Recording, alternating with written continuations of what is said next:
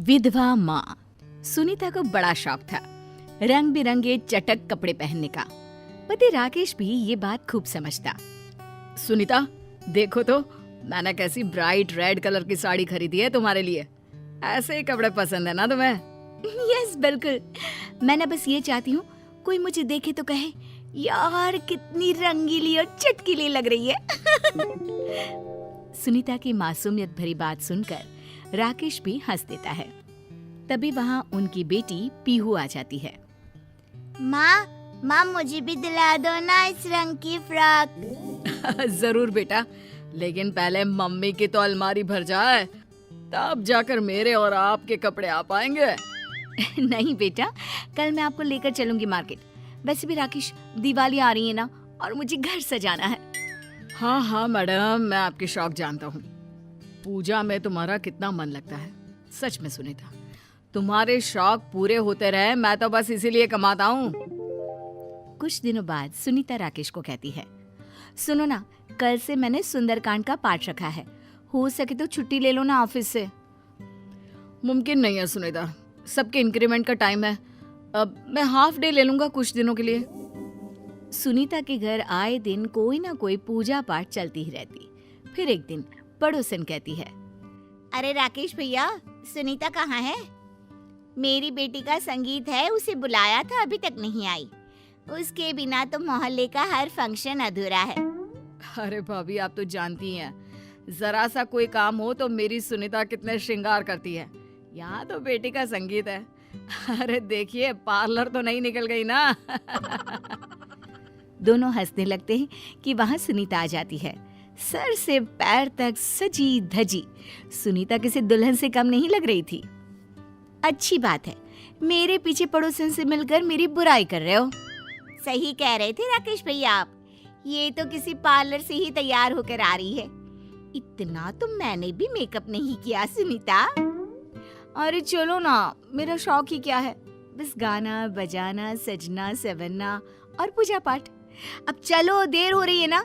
बन्ना बन्नी गाने के लिए तो मैंने कितने दिनों से तैयारी की है। अब सुनीता, जल्दी आ जाना, पीहू इंतजार करेगी। लेकिन जहाँ नाच गाने का कार्यक्रम हो, वहाँ से सुनीता को जल्दी कौन ला सकता है घर। पूरी शाम के बाद जब देर रात सुनीता घर पहुँचती है तो, माँ, पापा ने सारा खाना बनाया है और मैंने लगाया है, चलो खा लेते हैं। हाँ, मुझे ना वक्त का पता ही नहीं चला। कल सुबह सुबह जल्दी जाना भी है। वो क्या है ना, हल्दी का कार्यक्रम है। पीहू भी देख रही थी कि माँ कितनी शौकीन और खुश मिजाज औरत है, जिसकी खुशी ही छोटी छोटी बातों में है। राकेश भी सुनीता से बहुत प्यार करता। फिर दिवाली के दिन, क्या बात है सुनीता, घर तो ऐसे जगमगा रहा है जैसे राजा राम की वापसी उनके महल में नहीं, बल्कि हम लोगों के घर में ही है। और पता है, त्योहारों को अच्छे से मनाना चाहिए।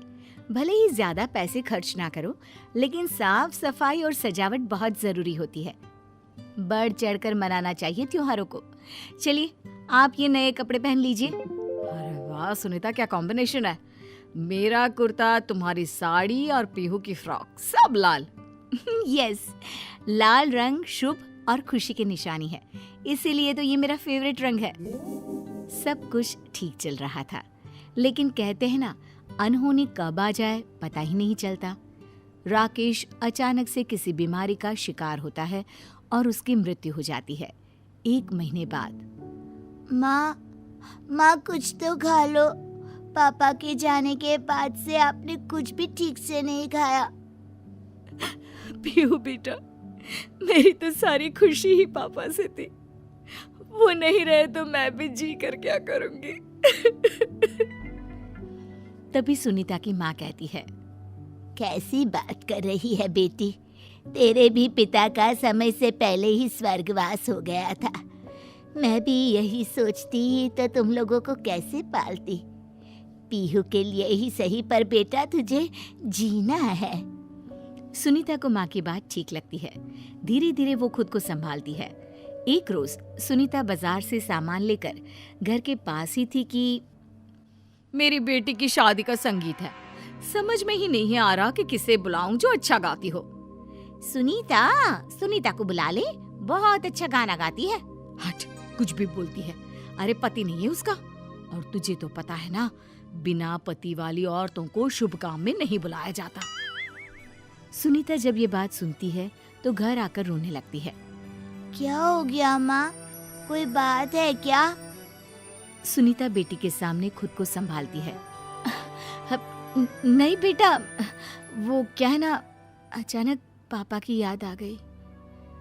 सुनीता धीरे धीरे खुद को घर के काम और पीहू की पढ़ाई में बिजी कर लेती है। एक रोज, अरे सुनीता, तेरे भाई की शादी है, लड़की इसी शहर की है। हम लोगों ने एक गेस्ट हाउस बुक किया है। अरे माँ, क्या जरूरत है, ये घर इतना बड़ा तो है। बेटा, मुझे तो कोई समस्या नहीं है, पर होने वाली बहू के घर वालों का कहना है कि बेटी विधवा है तो। तभी वहाँ पीहू आ जाती है। वो समझ जाती है कि मामला क्या है। नानी, क्या खाएंगी आप? और कुछ दिन तो रुकेंगी ना हम लोगों के साथ? माँ चलो ना, देखो तुम्हारा फेवरेट सीरियल शुरू हो गया है। मन मार कर सुनीता भाई की शादी के फंक्शन में जाती है, जहाँ पर पंडित आइन कहती है, अरे नहीं नहीं सुनीता बिटिया, तुम भाई को हल्दी नहीं लगा सकती हो, विधवा हो ना।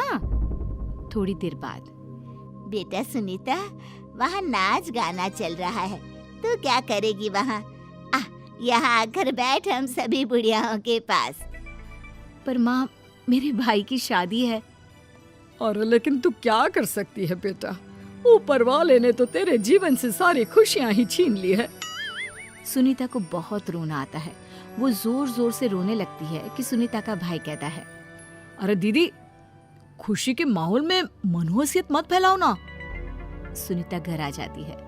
वो अपनी अलमारी खोलकर देखती है तो सारी साड़ियाँ लाल और चटक रंगों की होती हैं। वो सभी को पैक करके बंद कर देती है।